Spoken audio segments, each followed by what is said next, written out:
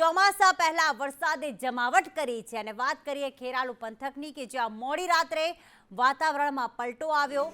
ખેરાલુ સતલાસણાના ગામોમાં વરસાદ વરસ્યો છે તો ગ્રામ્ય વિસ્તારોમાં વીજ પુરવઠો ખોરવાયો હતો, જેમાં વરેઠા છે, ડભોડા છે, મહેબૂબપુરા છે અને અરઠી ગામમાં ધોધમાર વરસાદ વરસ્યો હતો તો કાદરપુર અને નાનીવાડા સહિતના ગામોમાં પણ વરસાદ વરસ્યો। સતલાસણાના ઈશાકપુરા, જસપુર, ઉમરેચા ગામોમાં પણ વરસાદની શરૂઆત થઈ હતી। મોડી રાત્રે ભાટવાસ, ખેલોડ, રીછડા અને ભીમપુર તથા વઘાર ગામમાં પણ મેઘરાજાએ એન્ટ્રી કરી હતી।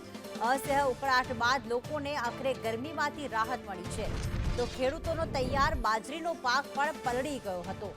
અહીંયા ચોમાસું સત્તાવાર રીતે ગુજરાતમાં બેઠું નથી, પરંતુ એ પહેલા જે સિસ્ટમ સક્રિય થઈ છે તેના લીધે જે ખેરાલુ છે એટલે કે ઉત્તર ગુજરાતનો જે વિસ્તાર છે જ્યાં વરસાદ વરસ્યો હતો, આ ઉપરાંત દક્ષિણ ગુજરાતમાં પણ વરસાદની શરૂઆત થઈ શકે છે, કારણ કે વાતાવરણમાં અચાનક ત્યાં પણ પલટો આવ્યો છે।